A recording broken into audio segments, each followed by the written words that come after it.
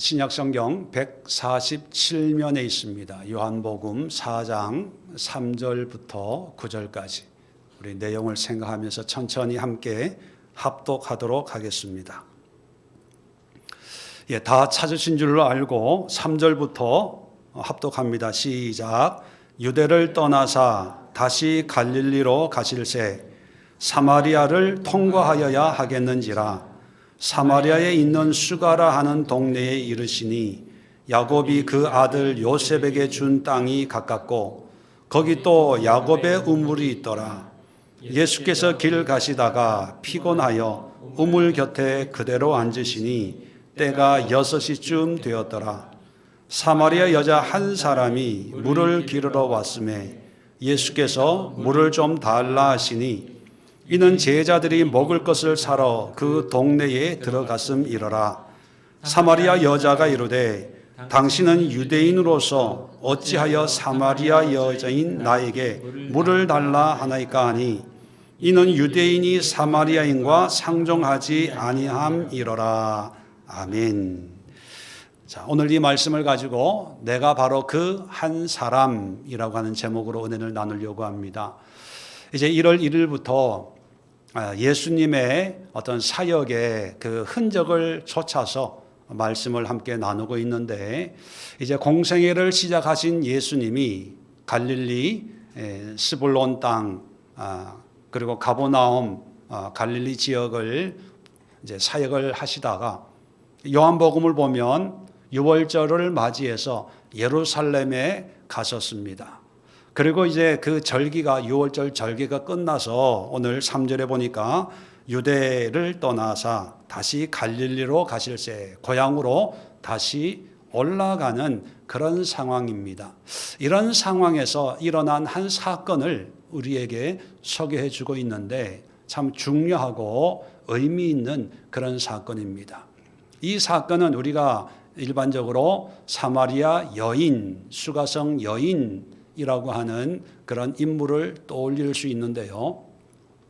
이 인물을 우리가 함께 생각해 볼 때 이제 세 가지 면으로 좀 차근차근 함께 생각해 보려고 합니다.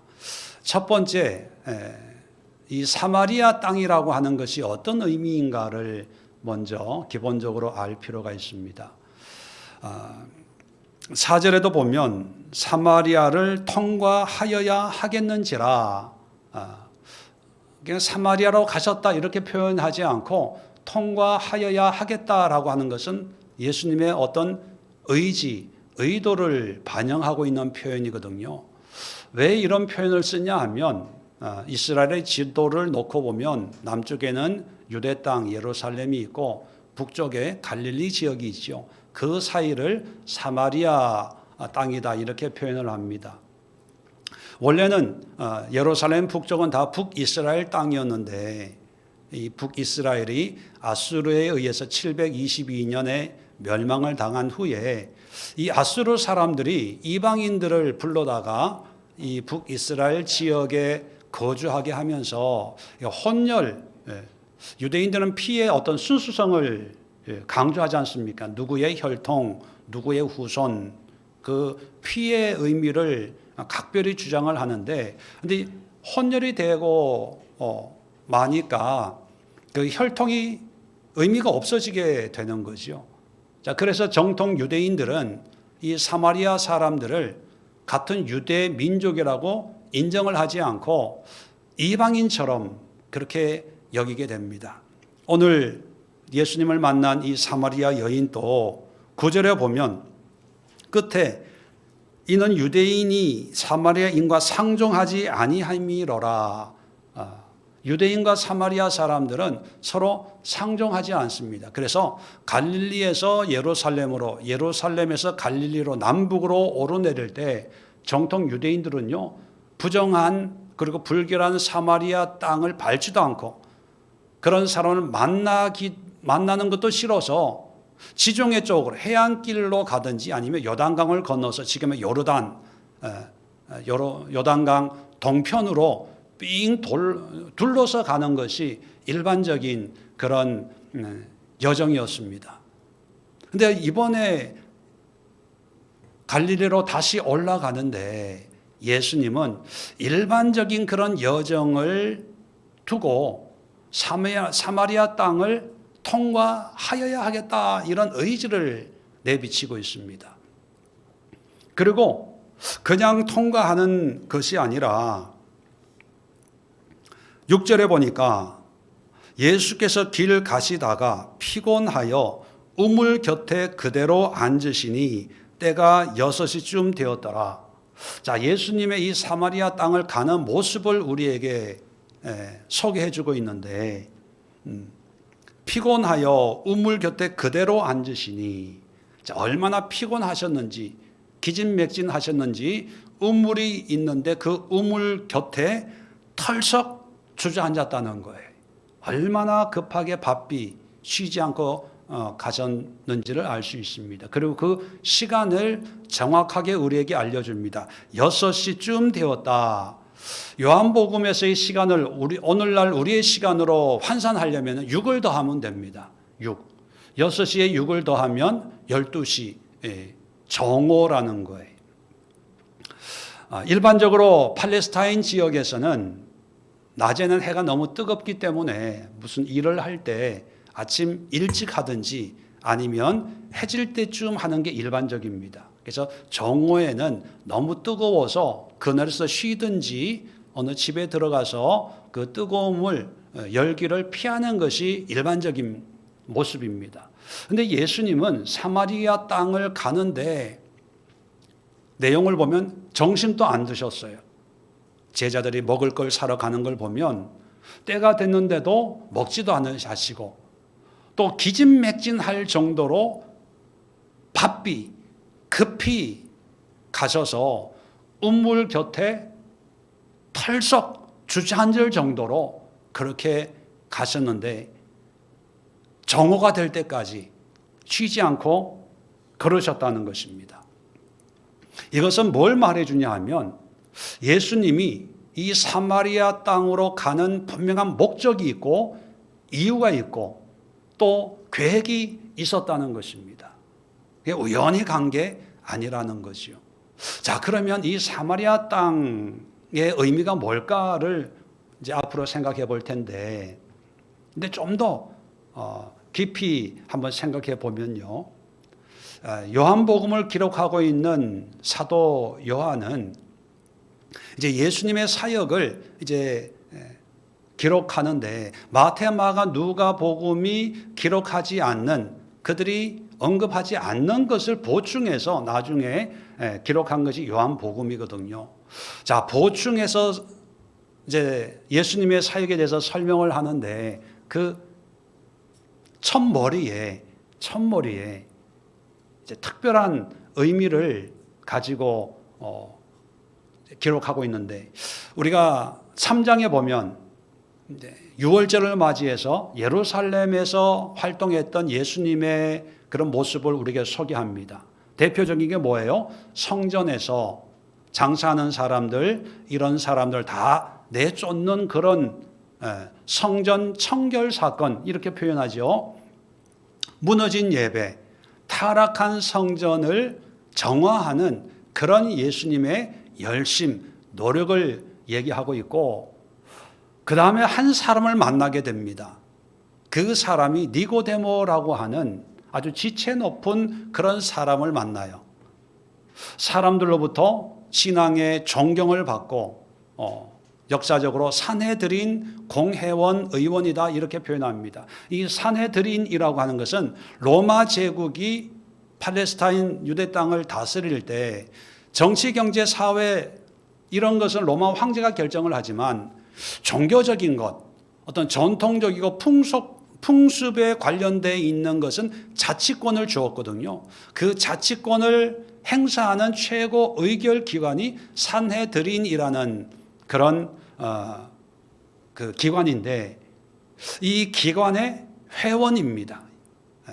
우리식으로 표현하면 국회의원 정도로 아주 지체 높은 또 인정받는 그런 니고데모가 예수님을 찾아왔을 때 예수님은 거듭남에 대해서 아주 자세하게 설명을 하지만 어떤 열매도 없어요.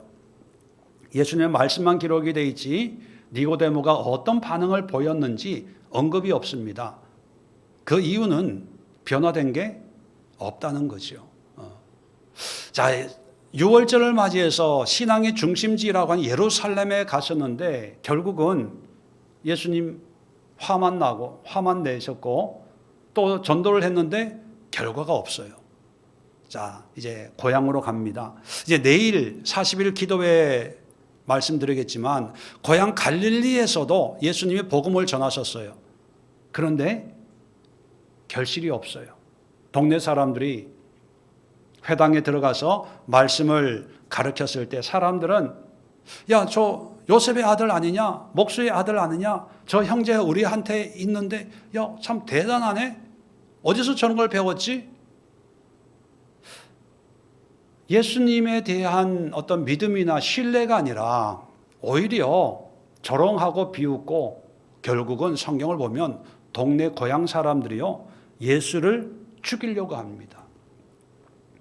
예루살렘 또 신앙의 중심지인 예루살렘에도 사역의 열매가 없고 30년 살았던 고향에서도 인정을 받지 못해요.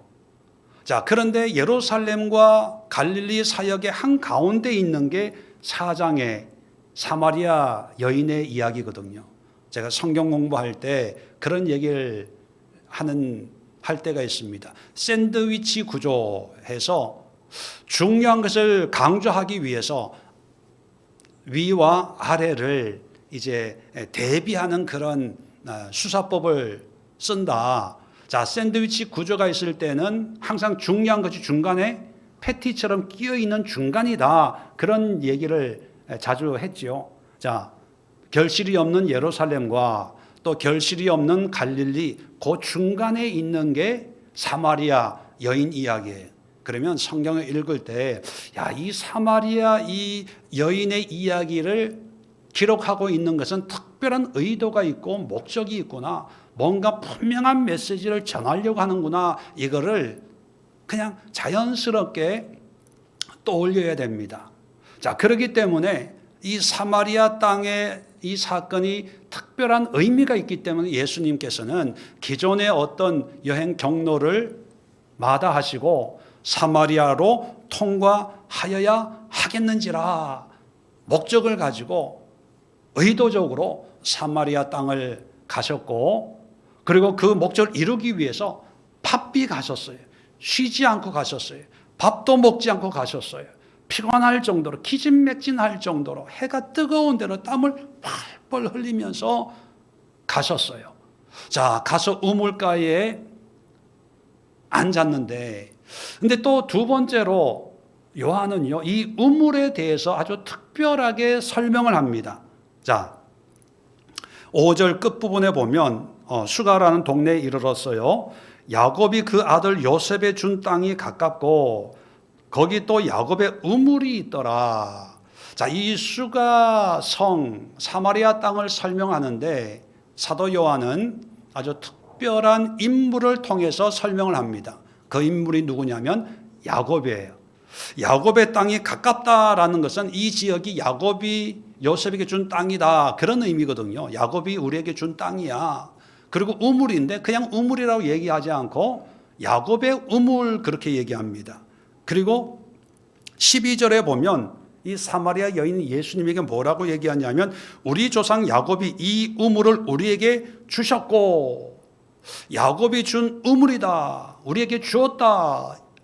이 야곱이라는 인물을 의미 있게 부각을 시켜요. 여기에도 의도가 있습니다. 정통 유대인들의 신앙의 중심지는 어디입니까? 예루살렘이에요. 예루살렘 하면 떠오르는 인물이 한 사람이 있죠. 누굽니까? 다윗이에요. 다윗이 처음으로 예루살렘을 수도로 삼았거든요. 그리고 그 예루살렘의 성전, 물론 솔로몬이 건축을 했지만 그 성전 건축에 처음 마음을 먹은 사람이 다윗이고 성전 건축의 모든 준비를 한 사람이 다윗이에요.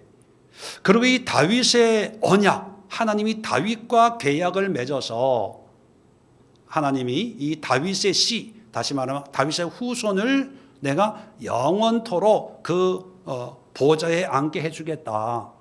영원토록 내가 지켜주겠다. 그런 약속을 맺었거든요. 그러니까 정통 유대인들, 유다 지파 사람들은 자기 지파의 가장 상징적인 인물이 다윗이기 때문에 예루살렘 유대 땅을 살면서 우리는 다윗의 후손이야, 다윗의 자손이야, 다윗과 맺은 언약대로 하나님 우리를 축복하실 거야. 다윗. 네. 그런 신앙으로 긍지와 자부심을 가지고 있단 말이죠. 그런데 이 정통적인 유대인들을 보기에는 사마리아 사람들이 이방인 같고 하나님과 관계없는 삶을 사는 사람처럼 보이는데 정작 사마리아 사람들은 그렇게 생각했을까요? 아니라는 거예요. 사마리아 사람들도 자기 나름대로는 하나님을 섬긴다고 생각한 거예요. 그게 어디에서 어떻게 표현되냐 하면 우리가 사는 이 땅은 야곱이 요셉에게 준 땅이야. 야곱이 누구냐? 야곱에게서 12지파가 나눠지지 않았냐? 남쪽 유다 사람들은 유다 지파 자기들만 잘난 것 같이 얘기를 하지만 사실 그 유다 지파도 야곱의 후손들 아니냐? 야곱을 통해서 이스라엘 한 민족을 만들어 가시는 하나님을 보면 저 남쪽에 있는 동네 사람들처럼 다윗 하지 말고 우리는 좀 더 크게 통 크게 야곱, 우리는 야곱이 준 땅에 살아. 그리고 야곱이 준 우물물을 마셔. 이게 그들의 긍지예요. 자부심이에요. 그리고 이 사마리아 여인은 하나님을 믿는 사람이었을까요? 안 믿는 사람이었을까요? 당연히 믿죠. 믿으니까 야곱이 준 땅에 살고 야곱이 준 우물을 날마다 먹고 나중에 예수님을 만났을 때 예수님이 선지자인 것을 알자마자 처음 얘기가 뭡니까? 20절에 우리 조상들은 이 산에서 예배하였는데 당신들의 말은 예배할 곳이 예루살렘에 있다 하더이다. 어디 가서 예배 드려야 됩니까? 예배에 대해서 처음 물어봐요. 그 얘기는 뭡니까? 이 여인은 예배 드리는 사람이에요. 그 얘기는 뭐냐 하면 야곱의 우물 또 야곱이 준 땅이라고 하는 게 사마리아 사람들 또 사마리아인들에게 사마리아 여인에게는요 자기 나름대로의 신앙의 긍지고 자부심이에요. 더 재미있는 것은요 예수님에게 11절에 보면 여자가 주여 물을 기를 그릇도 없고 이 우물은 깊은데 어디서 당신은 그 생수를 얻겠사옵나이까. 우리 조상들이 우리에게 조상 야곱이 이 우물을 우리에게 주었습니다. 여기서 자기와 자기 아들과 짐승이 다 마셨습니다. 자, 이 물을 먹으려면 그릇이 있어야 되고 또 그릇만 있으면 되지 않고 깊기 때문에 줄이나 두레박 같은 게 있어야 먹습니다. 근데 우리는 지금까지 야곱이 준 우물을 우리는 먹었는데 당신은 어떻게 먹습니까? 이 얘기는 어떤 뉘앙스냐 하면요. 자기들이 가진 특권의식을 얘기하는 거예요. 우리는 그릇이 있고 우리는 두레박이 있어서 우리는 마음껏 먹는데 당신은 없잖아요. 그 얘기거든요. 그 얘기는 바꿔 얘기하면 우리는 야곱이 우리에게 주었기 때문에 우리는 이 땅에 살 수 있고 이 우물을 먹을 수 있는 권리가 있고 근데 당신은 그릇도 없고 두레박도 없고 그럴 권리가 없습니다. 그런 특권의식이 있는 거예요. 유대인들은요 사마리아 사람들에게 믿음 없다고 욕해요. 근데 정작 사마리아 사람들은 믿음 없다고 얘기를 하지 않아요. 자기는 자기 나름대로 난 하나님 믿어. 나는 야곱의 후손이야. 야곱의 땅에 살고 있잖아. 야곱이 준 우물 마시잖아. 이거 우리의 준 거야. 우리 조상이 준 거야. 그리고 예배하잖아. 조상이 예배하라고 한 대로 예배해. 이게 사마리아 여인, 사마리아 사람들의 어떤 신앙 의식입니다. 자, 이런 사마리아 사람들의 신앙 의식, 오늘날 우리에게는 어떻게 적용이 될까요? 내가 바로 그 한 사람이라고 하는 오늘 설교 제목이 두 가지 중복적인 의미가 있는데, 첫 번째 의미가 바로 내가 바로 그 사마리아 사람이 아닌가. 내가 바로 사마리아 여인, 사마리아인들의 모습이 아닌가 하는 의미를 주거든요. 왜냐하면 한번 생각해 보세요. 이 사마리아 여인의 삶을 보면 정말 비참하고 말이 안 되는 그런 문제 많은 삶을 살고 있습니다. 자기 공동체에서도 왕따 당하는, 12시에 물 길어 온다는 것은요, 보통 사람들은 그렇게 하지 않는 행위거든요. 왜냐하면 해 지기 전이나 해 뜰 때 아침 일찍이 물을 길어서 가사 일을 하는데 12시에 나온다는 것은 사람들을 만나기 싫어하는, 부딪히기 싫어하는 그런 여인인데, 내용을 보면 남자를 5번 바꿨고 6번째 만나고 있는 이 남자도 남편이 아니다. 그렇게 예수님이 그 진상을 얘기해 주죠. 어떤 분은 이 말씀을 이렇게 해석하려고 합니다. 이 사마리아 여인은 남자를 5을 바꿀 정도의 어떤 능력이 있는 여자인가? 아니면 사마리아 여인은 남자 5명에게 버림당하는 비참한 여자일까? 똑같은 의미지만 그 현실은 너무 차이가 나죠. 능력 있는 여자냐? 아니면 이리 차이고 저리 차이는 여자냐? 누가 말이 맞는지는 몰라요. 중요한 것은 신앙적으로는 야곱의 후손이고 야곱의 땅에 머물러 있고 야곱이 준 우물을 먹으면서 우리 조상들의 어떤 신앙을 따라서 예배하지만 삶을 보면 전혀 그 신앙과 아무 상관이 없는 그런 삶을 살아요. 근데 자부심은 있어요. 긍지는 있어요. 이 물을 먹을 수 있는 그릇이 있어. 물을 먹을 수 있는 두레박이 있어. 그리고 이 물은 야곱이 우리에게 준 거야. 나에게 준 거야. 그 물을 먹으면서 나는 야곱의 후손이야. 그 땅에 머물면서 나는 야곱의 백성이야. 예배 드리면서 우리 조상들이 드린 예배 나도 드리고 있어. 근데 삶에는 아무 영향이 없어요. 여러분, 이런 사마리아 여인의 모습이 누구와 비슷합니까?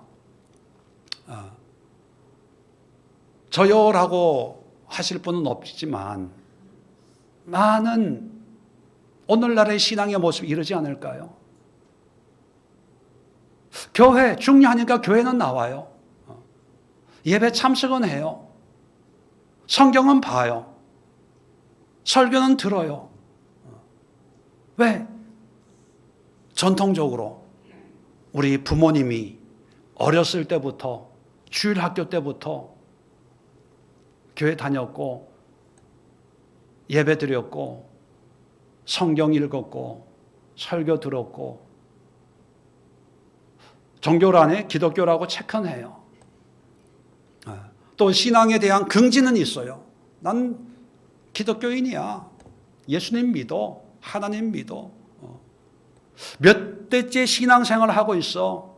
내 직분이 뭐 집사야, 권사야, 뭐 안수 집사야. 어떤 분은 목사야. 그런 분들 있죠. 그런데 내 삶에 그런 신앙이 아무 영향이 없는 거예요. 내 삶은 내 삶대로, 신앙은 신앙대로. 삶을 통해서 하나님의 어떤 은혜나 신앙을 확인하는 게 아니라 우물물 먹으면서 야곱이 준 우물을 먹으니까 뭔가 야곱하고 연결되겠지? 야곱이 준 땅에 두 발을 딛고 살아가니까 야곱의 어떤 후손으로 인정되겠지? 막연한. 그러면서 삶은 마음에 들면 살았다가 마음에 안 들면 뭐 버렸든지 차였든지 하여튼 뭐 그러면서 사람들로부터 외면당하고 왕따당하면서 문제 많은 인생을 살면서도 자기 스스로는 난 신앙생활 열심히 하고 있는 신앙인이야. 그것을 암시하는 것이 바로 야곱의 우물이에요. 우리에게도 이런 야곱의 우물 같은 역할을 하는 게 너무 많이 있습니다. 그런 면에서 바로 내가 그 한 사람, 야곱의 우물, 야곱이 준 땅, 또 먹을 수 있는 그릇, 물을 포올릴 수 있는 두레박 같은 그런 거를 가지고 있다고 하는 어떤 특권의식, 나름대로 특권의식에 사로잡혀 있는 그런 모습, 그걸 의지하면서 삶에는 내가 하고 싶은 대로, 내 마음 끌리는 대로, 내가 좋아하면 했다가 싫어하면 포기하고 그만두고, 뭐 인생 별거 있어, 난 사람들 많이 있는 거 싫어, 그냥 내 인생 내가 사는 거지 뭐 누가 대신 살아주나? 그러면서 정오에 물 들어오면서 마치 자기가 자기 인생 자기 생각대로 자기 뜻대로 책임감 있게 개성 있게 요즘식으로 표현하면 개성 있게 그렇게 사는 거지 뭐. 난 남들 하는 대로 안 해. 나는 뭐 내 스타일. 이게 바로 사마리아 여인의 모습이 아닐까 생각을 합니다. 근데 마지막으로 이 사마리아 여인을 좀 더 생각해 보면요. 아까도 말씀드렸지만 예루살렘의 어떤 성전에 있던 그 제사장들이나 성전에 절기 지키러 오는 사람들, 물질로 돈으로 뭔가 하려고 하는 그런 사람들을 책망하신 거거든요. 화를 내셨어요. 그리고 니고데모라고 하는 사람을 만났는데 이 니고데모와 사마리아 여인을 한번 집에 가서 한번 찬찬히 한번 두 사람을 생각하면서 비교해 보면요. 완전 180도 다른 성향의 사람이에요. 니고데모는 지체 있는 사람, 사마리아 여인은 동네에서도 왕따당하는 사람. 또 이 사람은 남자고 이 사람은 여자고. 이 니고데모는 유명하고 존경받는 사람이고 사마리아 여인은 그렇지 못하고. 또 재밌는 것은요. 니고데모는 밤에 찾아와요. 근데 사마리아 여인은 낮 정오에 예수님이 찾아가요. 니고데모는 아무 결과가 없어요. 근데 사마리아 여인은 아주 풍성한 결과가 있어요. 이 차이를 이 샌드위치 구조를 통해서 우리에게 보여주는 거지요. 그러면 이 사마리아 여인이 결국은 변화가 됐잖아요. 뭐 변화된 것까지 다 설명하기에는 시간이 없기 때문에 하여튼 변화가 됐습니다. 집에 가서 한번 읽어보세요. 근데 이 변화가 됐는데 어떻게 변화됐냐 하는 거예요. 나중에 이제 고향에 가서 동네 사람들 모아놓고 설교를 해요. 설교를 할 때 사람들 다 놀라요. 놀라는 게 뭐냐면, 목수의 아들 아니냐. 목수의 아들이 그렇게 설교하는 걸 보고 놀라는 거예요. 이건 예수님의 믿기 때문에 놀라는 게 아니고 의외라는 그런 반응이거든요. 그리고 이적을 행해요. 근데 그 이적을 통해서 이제 내일부터 제가 자세히 설명을 드리겠지만 이적을 통해서 사람들은 신기해하지만 믿진 않아요. 오히려 핍박하고 그래서 예수님이 다른 동네로 이제 떠나는 그런 일들이 계속 이어지는데 그래서 사복음서가 계속해서 예수님의 사역을 통해서 강조하는 게 뭐냐면 사람들이 예수님을 통해서 기대하고 요구하는 게 기적이에요. 기적. 표적을 보여주세요. 그러면 우리가 믿겠습니다. 그 표적을 요구하거든요. 그 처음에 표적을 보여줬어요. 이제 사람들이 믿어요, 안 믿어요? 안 믿어요.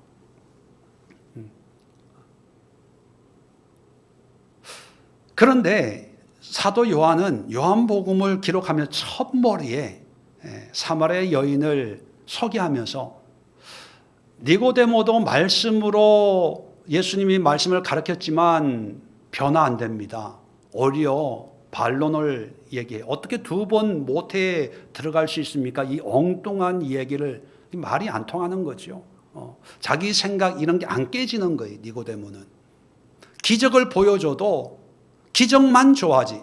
대표적인 게 가나 혼인잔치 기적을 일으켰잖아요. 자, 기적을 일으켰을 때 가나 혼인잔치에 온 사람들 머리에 남은 건 뭐밖에 없었다? 포도주밖에 없었어요. 야, 어디서 이렇게 비싼 포도주 얻었어? 포도주. 그 기적을 통해서 결실한 건 뭐예요? 제자들밖에 없어요. 제자들만 예수의 영광을 보고 믿었다. 그 얘기는 일반인들은요, 기적의 현상에만 집중하지 의미에는 무관심한 거예요. 자, 그런데 다 그랬는데 이 수가성 여인은 변화됐는데 어떻게 변화돼요? 말씀에 변화돼요. 말씀에 변화된다는 것은 뭐 내용은 집에 가서 한번 읽어 보시면 알겠지만 뭐 예배 어디서 예배 드려야 됩니까? 그랬을 때 신령과 진정으로 예배해라. 그런 말씀을 통해서 이 여인은요, 이분이 선지자구나. 그걸 깨닫고 피했던 사람들에게 다시 동네로 가서 내가 선지자를 만났습니다. 내가 예수님을 만났습니다. 온 동네 사람들에게 복음을 전해서 동네 사람은 다 모여들어서 예수님 앞에 모여들어서 예수님 그냥 가지 마시고 우리 동네에 같이 머물러 주세요 해서 이틀을 머물고 이제 갈릴리로 가는 그런 온 동네. 그래서 이방인 전도의 첫 열매, 지금까지는 갈릴리 유대인 전도였거든요. 이방인 전도의 첫 열매로 누구를 소개하냐? 사마리아 사람. 유대인들에게는 이 알러지 반응이 일어나는 그런 사람이 사마리아인이거든요. 사마리아인이고 그 중에서도 남자가 아니라 여자예요. 또 여자 중에서도 현숙한 여인이 아니라 문제가 많고 많은 그런 여자를 변화시켰는데 그냥 본인만 변화된 게 아니고 온 동네가 변화될 정도였어요. 근데 그 변화가 어디서 시작했냐? 기적을 보고 변화된 게 아니라 예수님의 말씀의 변화가 됐다는 거예요. 이게 중요해요. 이걸 샌드위치처럼 우리에게 보여주는 거예요. 그래서 내가 바로 그 사람, 그 한 사람의 두 번째, 첫 번째는 내가 사마리아 여인처럼 나만의 어떤 신앙 정통만 가지고 삶하고 관계없는 그런 삶을 사는 게 바로 나구나, 그런 의미였다면, 두 번째는 뭐예요? 그런 삶을 살고 있지만 내가 기적을 보고 이적을 보고 예수를 믿는 게 아니라 예수님의 말씀에 변화되는 그 사람이 내가 아닌가, 그런 사람이 되어야 되는 게 아닌가. 두 번째 의미로 내가 바로 그 한 사람. 오늘날도 전도해 보면요, 그런 분들이 있습니다. 하나님이 이 문제 해결해 주시면 또 꿈에 이렇게 나타나서 뭔가 이렇게 내가 하나님이다 말씀해 주시면 내가 믿겠다고. 내 삶에 이런 문제 저런 문제를 하나님이 직접 뭔가 이렇게 하시면 저도 그랬으면 좋겠어요. 하나님이 탁 나타나셔가지고 이 문제도 해결하고 아이도 막 탁 주고 그것도 하면 새 쌍둥이 같이 주고 사업도 잘 되고 아픈 거 홍 집사님 수술 안 하고 참 하나님이 착 고쳐가지고 염증 있는 거 다 깨끗하게 하고 김금률 집사님 하나님 착 나타나서 그냥 안수 착 하니까 막 머리에서 머리숱이 팍 올라오고 막 그죠? 이건실 권사님 하나님이 예수님이 탁 손잡고 손만 착 잡았는데 막 10kg가 빠졌어요. 할렐루야. 그러면 나도 믿을 것 같아요. 나도 그러고 싶어요. 근데 하나님은 우리의 심성을 아세요. 그때는 믿어요. 그리고 가나 혼인잔치 사람들 반응처럼 예수님은 다이어트의 왕, 예수님은 발모의 또 예수님은 치료자. 그 소문 듣고 다른 사람들은 많겠지만 정작 그 영혼이 변화되는 사람은 그렇게 많지 않다는 것을 우리도 어느 정도 인정하잖아요. 예수님은 더 잘 아시겠지요. 자, 그런데 예수님은 그런 기적이 아니라 우물가에서 지금 만나고 계시거든요. 우물가에서 무슨 심각한 신학적인 얘기를 하겠습니까? 지금 예수님은 피곤해 지쳐가지고 말 한마디 할 기력이 없거든요. 그런 상황에서 뭘 깊은 어떤 신앙의 얘기를 하겠습니까? 그리고 예수님은 점심도 안 드셨거든요. 배가 고픈 거죠. 그런데 힘이 없는데 그렇게 심각하게 길게 얘기할 수 있었겠어요. 또 사마리아 여인 입장에서도 자기가 그렇게 살고 있는데 유대인 청년이 30살 먹은 청년이 말을 거는데 그게 그렇게 반갑고 달갑고 마음문이 열리는 그런 상황이었겠어요. 우물가에서 지나가다가 만났는데, 근데 그 우연히, 예수님은 계획이었지만 사마리아 여인에게는 우연이잖아요. 우연히 예수님을 만나서 예수님의 말을 들은 거예요. 그 말 한마디, 그 말씀 한 구절이 마음에 박혀서 내가 잘못 살고 있구나.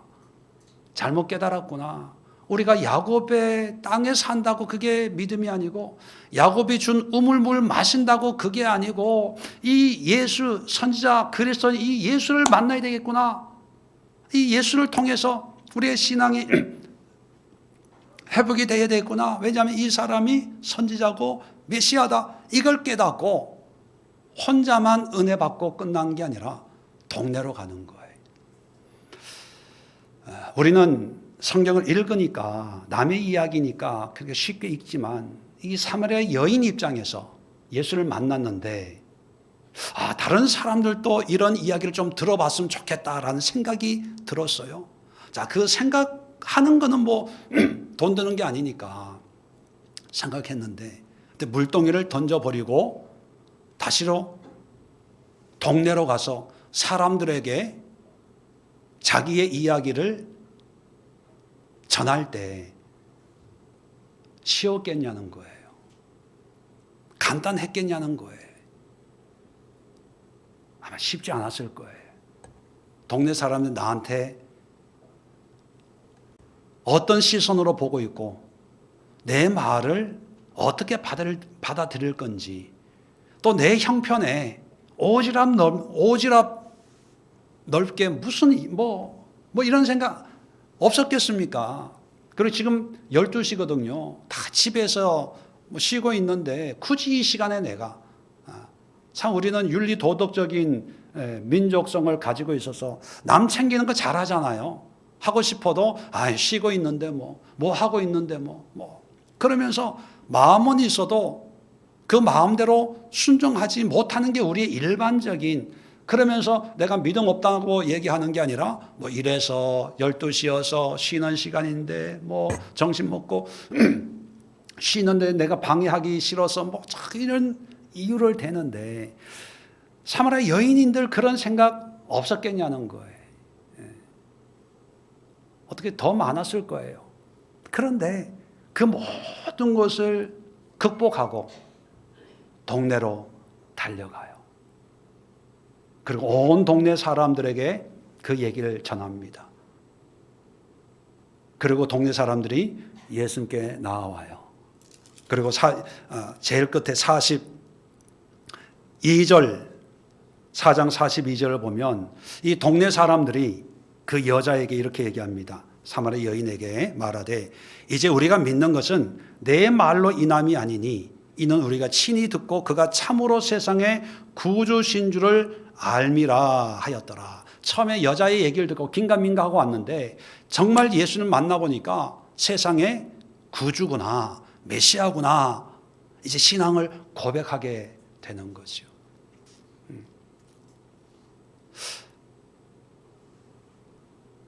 내가 바로 그 한 사람이 되어야 될 이유가 뭐냐 하면 바로 예수님의 말씀에 감동받고 그 감동을 그냥 감동으로 여기지 않고 내 삶에 순종하고 실천하는 거예요. 물론 수가성 여인은 예수님을 우연히 한 번 만났을 거예요. 그리고 한 번 예수님과 대화했을 겁니다. 그런데 사실 우리는 예수님을 몇 번 만납니까? 수도 없이 만나요. 말씀을 통해서, 인터넷을 통해서, 핸드폰을 통해서, 성경을 통해서, 또 신앙 서적을 통해서 날마다 예수님을 우리는 우물가는 아니지만 운전하다가 예배 드리다가 또 우연히 극동방송을 들으면서 짧은 시간 그렇게 심각한 장소는 아니지만 끊임없이 예수님을 만나거든요. 말씀을. 그런데 우리는 그 예수님 말씀이 내 생각과 맞나 안 맞나 이것만 따져요.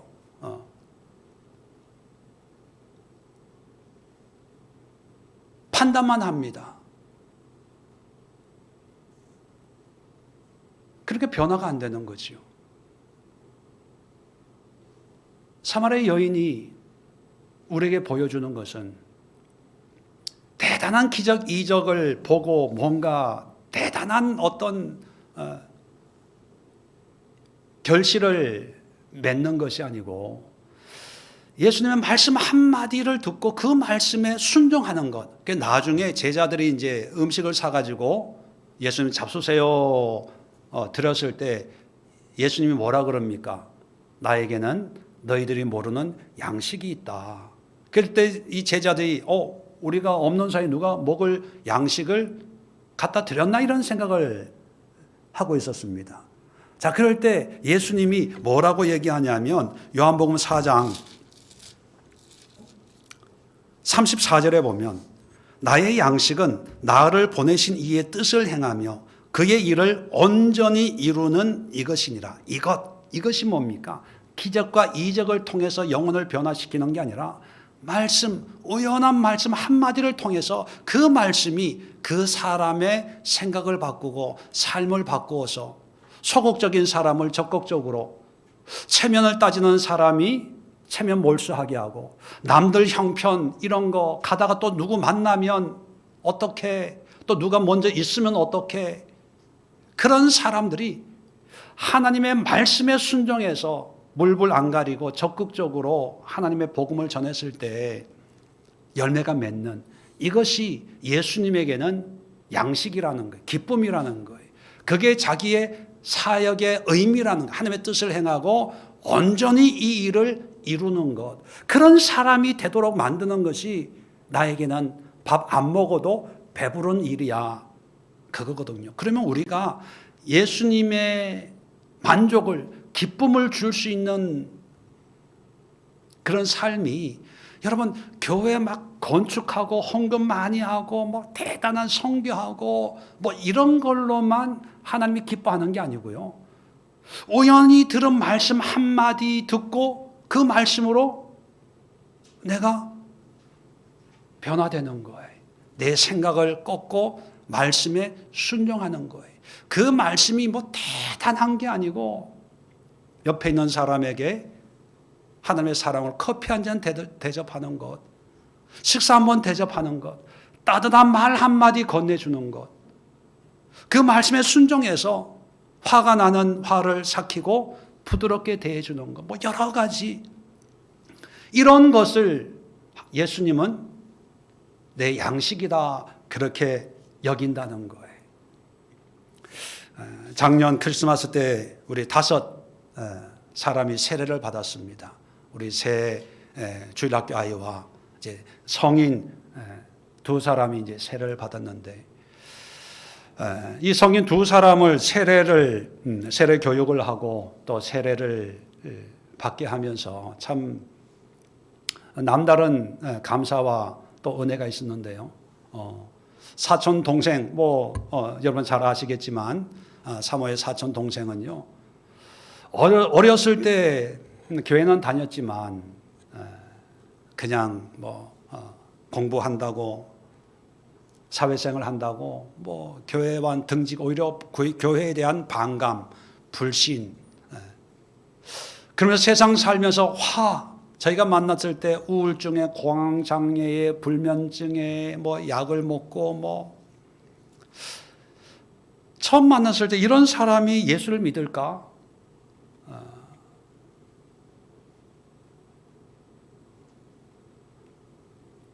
성경 말씀을 전한다고 하더라도 들을까? 왜 세상적으로는 잘 나가고 아쉬운 게 없는 그런 삶이니까. 그래도 전했어요. 전했는데 이거 받아들이는 거예요. 얼마 안 돼서 약을 다 끊은 거예요. 그리고 교회 나오기 시작하는 거예요. 원래 집은 이제 중국에 있지만 한국에 있으면 교회 나오고, 이제 성경을 읽는데 작년에 일독을 했대요. 성경 일독 선물도 주고, 그리고 세례 받을래? 했더니만 당연히 목사님이 세례 받으라고 하면 받아야죠. 기쁨으로 받아야죠. 그래서 세례 온 가족이 와서 세례를 받고 이렇게 변화됐는데, 아이들이 우리 아빠 변화됐어요. 뭐가 제일 변화됐냐? 욕을 안 해요. 화가 있으니까 운전하다가도 막 부드러워진 거예요. 표정이 처음에는 새카만 게 빼짝 마른 게, 근데 이제는 좀 이렇게 살도 붙고 부드럽고, 그죠? 여러분 보셨잖아요. 또 유진양 자매님 여러분 아시죠? 어제 저녁 식사를 같이 하자고 해서 갔더니만 첫 월급 받았다고, 이제 복지사로 이제 일하거든요. 첫 월급 받았다고 식사 대접을 한다고 해서 이제 식사하면서 얘기를 했어요. 교인들이 궁금한데 어디까지 좀 소개를 해야 될까 할 수 있어요 했더니만, 이제 제가 이건 허락을 받고 얘기하는 건데, 그 유진양 그 자매님의 부모님이 스님이세요. 절을 하시는 분이에요. 지금 또 이제 절이 우리가 아는 것처럼 결혼 안 하고 머리 승복 입는 그런 교단도 있고, 불교에 또 이렇게 일반적인 그런 가정을 가지고 있는 그런 교단도 있거든요. 그러니까 이제 이분은 부모님이 아버지가 스님이시고 절을 하고 있는 그 장녀의 장녀. 처음에 그걸 알고 이 사람이 복음을 받아들일까? 예수를 믿을까? 그런데 사모하고 계속 일주일에 한 번씩 만나고 차도 마시고 저도 만나고 이러면서 조금씩 말씀에 끌려오는 거예요. 그래서 작년에 성탄절에 세례식이 있는데 이번에 세례 받는 게 어떨까요? 부모님하고 같이 절에 사는데 그냥 일주일에 한 번 교회 바깥에서 성경 공부하는 거야 그럴 수 있지만 세례까지 이런 생각이 들었거든요. 세례 받겠다는 거예요. 그래서 세례를 받고 너무 행복한 거예요. 예수님 믿고 얼굴이 밝아지고 집에서도 알아요. 그래서 내가 그분 엄마한테 이 교회 다닌다고 했더니 그 어머니가 딸이 변화된 걸 보고 신기해서 어떤 교회인가 궁금해가지고 아무도 없는데 주중에 차로 한번 우리 교회 한번 휙 둘러보고 갔대요. 그리고 요즘 기도회잖아요. 그분들은 일상이 새벽형이거든요. 그러니까 일찍 자요. 8시 반이면 잔대요. 새벽에 일어나가지고, 이제, 근데 기도회에 있는 걸 알고 어머니가, 야, 너 교회 안 가? 교회 가야지. 어머니가 챙길 정도로, 그렇게 바뀌어진 거예요. 그리고 가족들이 회의를 해가지고, 이제 아버지가 이제 더 이상 이 절을 못하면, 절을 이제 없애는 걸로, 이 딸이 이제 얘기를 해서 이제 이걸로 끝나는 걸로. 그러면서 그런 얘기 하더라고요. 이제 절을 안 하면 아버지는 이제 거동이 불편하시고 우리 엄마가 어디로 가겠어요? 자기 따라 교회 나온다는 거죠. 그런 희망을 가질 정도로 변화되는 걸 보면서 뭐 대단한 기적, 이적이 아니라 그 말씀 한마디에 내가 순종해서 복음을 전하고 또 그 별거 아닌 그 복음 한마디를 내 마음에 새기면 그것이 조금씩 변화돼서 정말 예수를 구주로 영접하고 거듭나는 그런 삶을 사는데 우리의 이런 모습이 뭐 세상에 무슨 영향을 주겠습니까? 세상 사람들이 이것을 어떻게 알 수 있겠어요? 제가 여러분들에게 얘기하니까 알지 아무 흔적도 없어요. 그런데 예수님은 이런 모습을 밥 안 먹어도 배부를 정도로 만족하고 기뻐하신다는 거예요. 이게 내가 하고 싶고 이걸 하라고 하나님이 나를 이 땅에 보내신 거야. 그렇게 말씀하시는 거예요. 여러분, 신앙생활을 뭔가 크게 생각하지 마세요. 신앙생활을 그냥 교회에 있기 때문에 나는 하나님의 자녀야 이렇게 생각하지 마세요. 이건 사마리아 사람들이에요. 진정한 신앙생활은요, 예수님의 말씀에 조금씩이나마 변화되는 거예요. 365일이 있는데 하루에 하나만 변화된다면 365일 지난 1년 뒤에는요, 아마 굉장히 많은 부분이 변화됐을 거예요. 근데 왜 우리는 그런 변화가 없다고 생각합니까? 그런 변화를 누리지 못합니까?